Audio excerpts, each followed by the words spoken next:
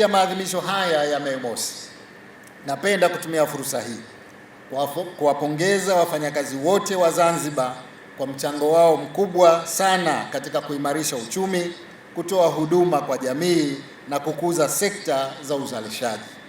Napenda kutumia fursa hii kuwaarifu kwamba serikali imeamua kuongeza kima cha chini cha mishahara kutoka shilingi 300,000 hadi shilingi 500,000. Sasa utekelezaji wa uamuzi huu utaanza katika kota ya 3 ya mwaka mpya wa fedha.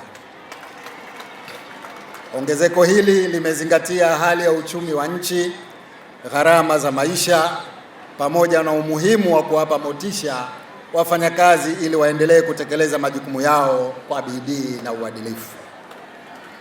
Aidha, uamuzi huu unaenda sambamba na dhamira ya serikali ya kuboresha mazingira ya kazi na kuhakikisha kuwa watumishi wanapata stahili zao kwa wakati.